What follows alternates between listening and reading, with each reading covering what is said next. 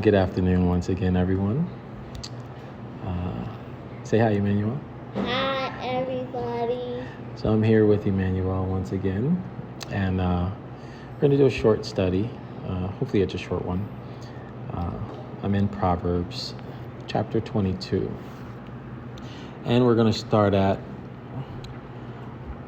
study verse 3. So right here it says, "A prudent man foresees the evil and hides himself, but the simple pass on and are punished." All right. So it's a very interesting proverb there. And what I noticed is that the exact same thing is repeated in Proverbs 27, right here in verse 12. "A prudent man foresees the evil and hides himself, but the simple pass on and are punished." So let's discuss this for a second, because the first, when you see prudent, right, it's mentioned many times in the scriptures, but the meaning of the word prudent is wise, okay? To be wise, to have wisdom, to use wisdom, okay? To not be foolish. So that's what this means. So we use that term instead of prudent, so it's easier to understand. A wise man foresees the evil and hides himself.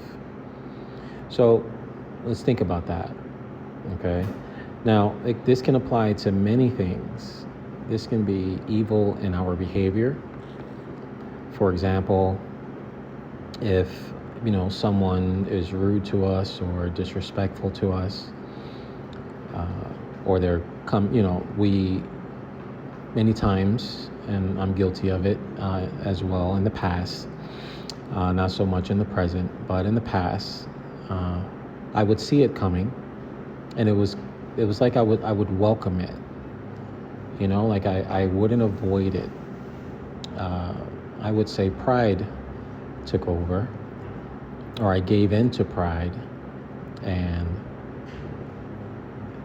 I became simple.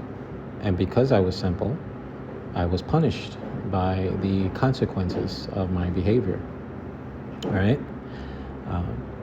But if I was wise at the time, seeing the evil that was coming, I could have, had more self-control.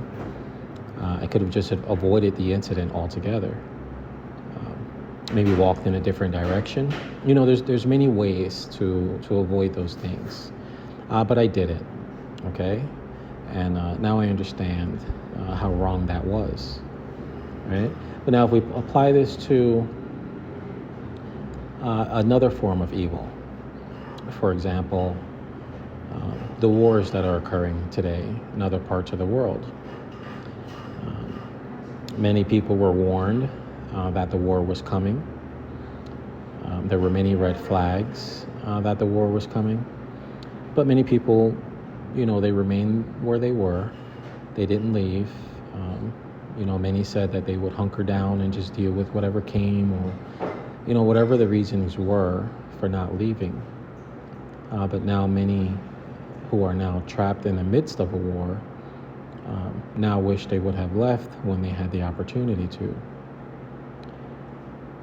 And it's sad because, there's a lot of, elderly, the youth, and just people in general, trapped in a war zone, and they're unable to flee. Now that they want to flee. And then there's those who didn't know, so it's not referring to them. They just didn't know. But those who did know, they had the information, they had all the warnings, and they refused to flee from the danger that was coming. Many people say things like, well, I'm not going to live my life in fear. Well, we're not supposed to. We're not supposed to live in fear.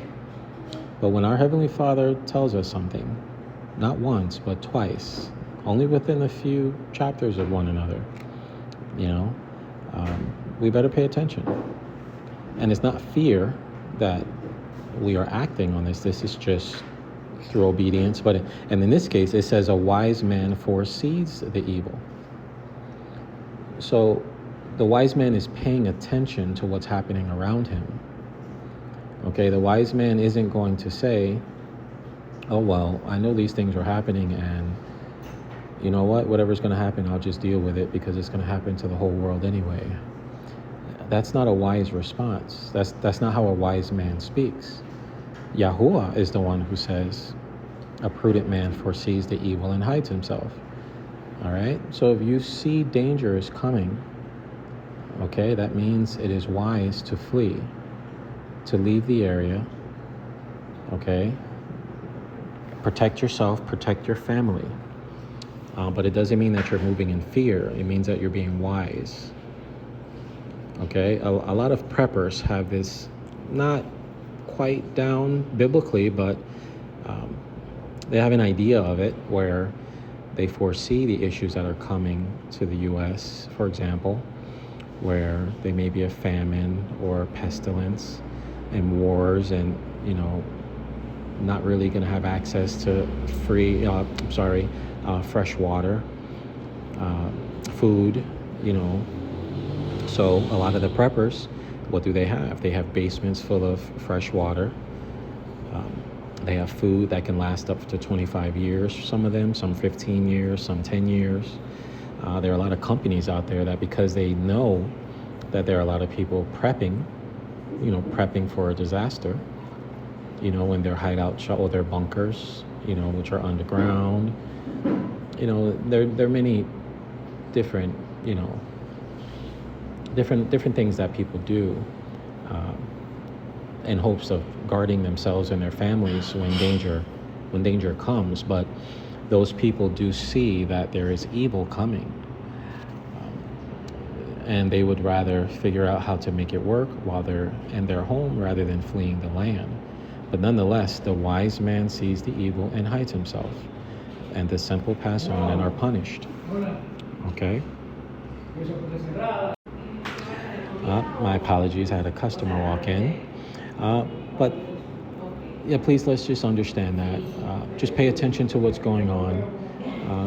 Know the things that are happening and are going to happen.